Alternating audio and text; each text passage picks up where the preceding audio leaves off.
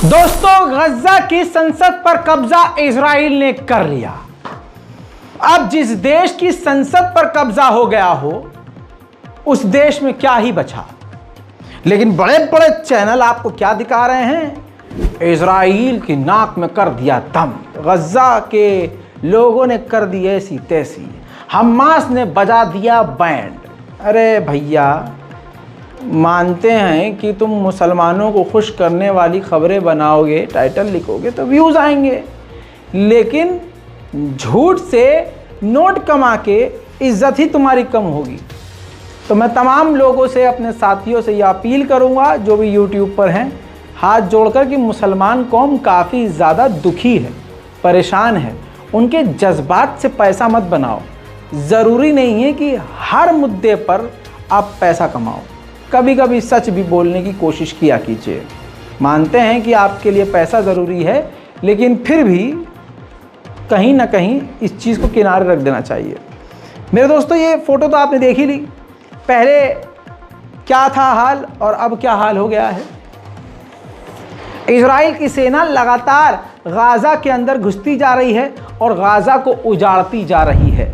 उधर इब्राहिम रईसी जब ईरान पहुंचे हैं वापस, तो उन्होंने फिर से एक तगड़ा बयान दे दिया, खतरनाक, जिससे इजराइल और किलस सकता है, चिढ़ सकता है। और उसका चिढ़ना ज़रूरी भी है, क्योंकि सच बोला है, सच कड़वा होता है। इब्राहिम रईसी ने कहा कि 2 स्टेट सॉल्यूशन हमें नहीं चाहिए। हमने इसका हर जगह विरोध किया। 2 स्टेट सॉल्यूशन इसलिए नहीं चाहिए क्योंकि इजराइल का कुछ है ही नहीं। इजराइल का क्या मतलब? सीधा सीधा कह दिया है, वो फेक रिजिम है, फेक है, इजराइल है ही नहीं। हम 2 स्टेट सॉल्यूशन मांगते ही नहीं, क्योंकि पूरा का पूरा वो इलाका फिलिस्तीन है, सिर्फ फिलिस्तीन है। इजराइल का एक और बड़ा प्लान था जो मैंने आपको पहले बताया। वो प्लान ये कि इजराइल जो है पूरे गाज़ा पर कब्जा करके गाज़ा की जमीन के अंदर ही बफर जोन, बॉर्डर बना देगा। तो इससे गाज़ा के इलाके की जमीन और कम हो जाएगी। तो जॉर्डन के किंग इजराइल के इस प्लान पर 20 दिन बाद भड़के हैं। भड़के तो सही, हम कह रहे हैं भड़के तो सही, भड़को, कुछ करो, सख्त बयान के साथ साथ कुछ करके भी दिखाओ। अगर कुछ नहीं कर सकते तो इजराइल से रिश्ते ही तोड़ के दिखा दो। सर में एकदम प्रेशर बन गया होगा इस वक्त, नेगेटिव। सुनिए, थोड़ा सा हल्का कर देता हूं आपको। हिजबुल्लाह की तरफ से एक मिसाइल आई दंदनाती हुई इजराइल की टेरिटरी में। इस हमले में इजराइल का एक वर्कर यहूदी मारा गया है, वासिले जहन्नम हुआ है। कहा यह भी जा रहा है कि कई घायल भी हैं। अब एक बुरी खबर आपको देता चलूं। खबर बुरी यह है कि ईरान के ठिकानों पर सीरिया में अमेरिका ने खतरनाक हमले किए थे अभी 2 दिन पहले। उस हमलों में 8 प्रो ईरानी लड़ाकों की, जो ईरानी कहे जा रहे थे, उन लड़ाकों की मौत हो गई है। अब अल-शिफा अस्पताल में पिछले 3 दिनों से बिजली है ही नहीं, ऑक्सीजन है ही नहीं, वेंटिलेटर है ही नहीं, जिसकी वजह से पिछले 3 दिनों में 32 मरीजों की, घायलों की मौत हो गई है। उधर इजराइल ने एक गंदा कानून और बना दिया है। आज बड़े खुश होकर यहूदी ताली बजा रहे हैं ना, कल ये कानून उन पर भी भारी पड़ेगा। देखते रहिएगा आप।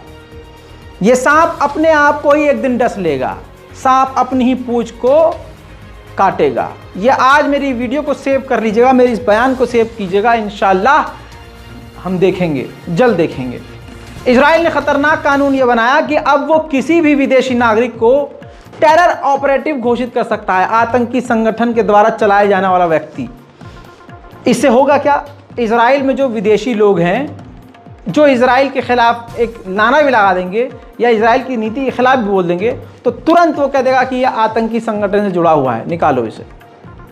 आप समझ रहे हैं? इजराइल जो कुछ भी कर रहा है वो सारा कानून के खिलाफ करके कानून बना रहा है, उसके मतलब कानून तोड़ने के लिए और वहाँ के लोगों की ज़िंदगी, यहूदियों की खुद बर्बाद करने के लिए नेतन्याहू खतरनाक कानून बना रहा है।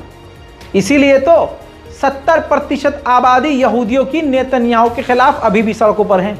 लेकिन ये बात, ये खबर आपको कोई बताएगा नहीं। उधर नेतन्याहू ने हिजबुल्लाह को धमकी दी कि हिजबुल्लाह आग से खेल रहा है, लेकिन आग से खेलने के बाद उसको और ख़तरनाक आग से खेलना होगा।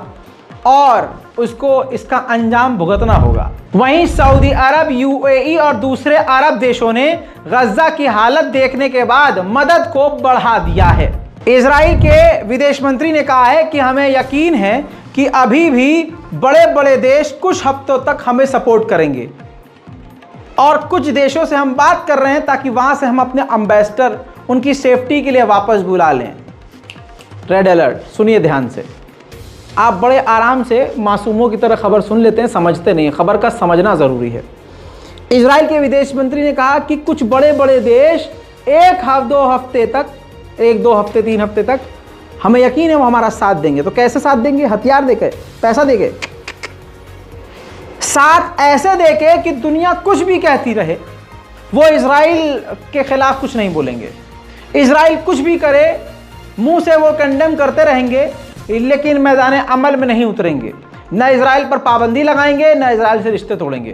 तो इशारों इशारों में इजराइल के विदेश मंत्री ने साफ कह दिया है कि हमें 1-2 हफ्ते कत्लेआम करना है और यकीन है कि बड़े बड़े देश हमारा इसमें साथ देंगे। जो बात रजा गराफी आपसे कहता है उसका सबूत उसी टाइम देता है, या अल्लाह की मदद से 2 दिन बाद हमें सबूत ऐसा मिलता है कि आपका दिल भी खुश होता है और आपका यकीन हम जीतते हैं। अब इजराइल की फौज, मैंने कहा था ना कि कब्जा करेगी और वहां सेटलमेंट करेगी। इजराइल के फौजी गजा के अंदर खड़े होकर वीडियो बनाकर नेतन्याहू को मैसेज दे रहे हैं कि हम मार रहे हैं, काट रहे हैं, पीट रहे हैं, तोड़ रहे हैं, सब मिटा रहे हैं, यहां पर हम कब्जा करेंगे और यहां सेटलमेंट भी करेंगे। देखिए, יום שני אור לראש חודש כסלו, חודש האור. אנחנו פה מוסיפים אור אחרי השבת השחורה שהייתה לעם ישראל. גדוד 9208 בפיקודו של ישראל בן פזי לא יעצור, ימשיך עד שנשלים את המשימה שקיבלנו. כובשים, מגרשים ומתיישבים. כובשים ומגרשים ומתיישבים. שמעת ביבי? כובשים ומגרשים ומתיישבים. फिलिस्तीन अथॉरिटी की तरफ से एक बड़ी बात कही गई कि जो बेंजीवीर है आतंकी नेता इजराइल का, वो ये चाहता है कि इजराइल की कैद में जितने भी फिलिस्तीनी हैं सबको फांसी दे दी जाए। बहरहाल दोस्तों, फिलहाल की इस रिपोर्ट में इतना ही। फिर आऊंगा थोड़ी देर में आपके सामने बड़ी खबरें लेकर। चैनल को सब्सक्राइब करना मत भूलिएगा, जल्दी से सब्सक्राइब कीजिए और अपने साथियों और लोगों से भी सब्सक्राइब करवाइए। जय हिंद।